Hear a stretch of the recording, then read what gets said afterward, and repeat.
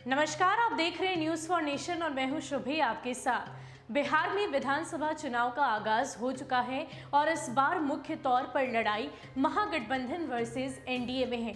हालांकि इस बार कुछ ऐसे भी नेता हैं जिनकी कमी खलती हुई नजर आ रही है। ये कुछ ऐसे नेता हैं जिनके भाषण मात्र से ही सियासी फिजा बदल जाती थी। तो आइए हम जानते हैं उन नेताओं के बारे में जो इस बार के चुनाव में गायब रहेंगे और उनकी कमी कहीं ना कहीं आगामी चुनाव में बहुत ज्यादा खलती नजर आएगी।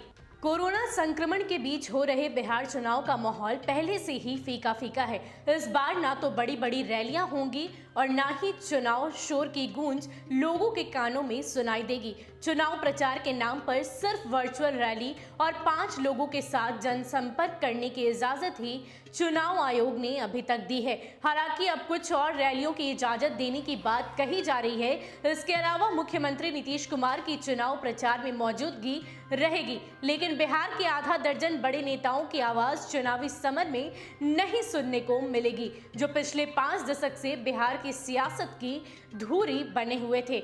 आरजेडी के प्रमुख लालू यादव चारा घोटाला मामले में सजा काट रहे हैं, जिसके चलते इस बार की चुनावी फिजा में उनकी आवाज नहीं सुनाई देगी। 2015 के विधानसभा चुनाव में लालू यादव ने सबसे करीब 250 रैलियों को संबोधित किया था। संघ प्रमुख मोहन भागवत के आरक्षण पर दिए गए बयान को लेकर लालू यादव ने ऐसा मुद्दा बनाया कि बीजेपी का पूरा चुनाव प्रचार भागवत के बयान का खंडन करते करते बीत गया था। लालू ने अपने भाषणों के जरिए नरेंद्र मोदी की लहर को बिहार में फीका कर दिया था। लालू यादव के बोलने का अपना अंदाज है, जिसे लोग बिहार ही नहीं बल्कि देश भर में पसंद करते हैं। हालांकि लालू प्रसाद को अगर जमानत मिल भी गई और कोर्ट की अनुमति मिलती है तो वो चुनाव प्रचार कर सकते हैं, पर उनकी तबीयत जिस तरह से खराब है उसे देखते हुए ये बहुत ही मुश्किल दिख रहा है। इधर बात करें केंद्रीय मंत्री और लोक जनशक्ति पार्टी के संस्थापक रामविलास पासवान की, तो पिछले कुछ हफ्तों से वो भी बीमार चल रहे हैं। बीमार होने के कारण पासवान फिलहाल दिल्ली के एक निजी अस्पताल में हैं, जहां पर उनका इलाज चल रहा है। ऐसे में इस बार चुनावी समर से वो दूर रहेंगे, जबकि 2015 के चुनाव में उन्होंने 70 से ज्यादा रैलियां संबोधित की थी। पासवान की राजनीतिक विरासत उनके बेटे चिराग संभाल रहे हैं और ऐसे में इस बार पार्टी की जिम्मेदारी उनके कंधों पर है।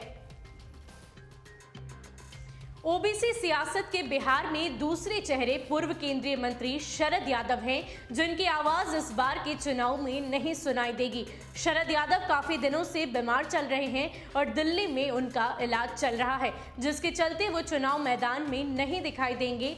जबकि 2015 में जदयू के तत्कालीन अध्यक्ष होने के नाते उन्होंने 40 जनसभाएं संबोधित की थी। ओबीसी की राजनीति के दिग्गज नेता शरद यादव का जन्म तो मध्य प्रदेश में हुआ था, लेकिन उन्होंने अपनी कर्म भूमि बिहार को ही बनाया। वहीं जेडीयू बिहार के प्रदेश अध्यक्ष वशिष्ठ नारायण सिंह भी बीमार चल रहे हैं और फिलहाल दिल्ली में हैं। ऐसे में उनके भी चुनाव प्रचार में उतरने की कवायद भी बहुत कम है। वे नीतीश के राइट हैंड माने जाते हैं, जिन्हें पार्टी में लोग दादा कहकर बुलाते हैं। जेडीयू कार्यकर्ताओं और मुख्यमंत्री नीतीश कुमार के बीच पुल का काम करते हैं। हालांकि इस बार की चुनावी फिजा में उनके भी उतरने की संभावना बहुत कम है। हालांकि इस बार का बिहार विधानसभा चुनाव जो है कोरोना की वजह से बिल्कुल अलग होगा।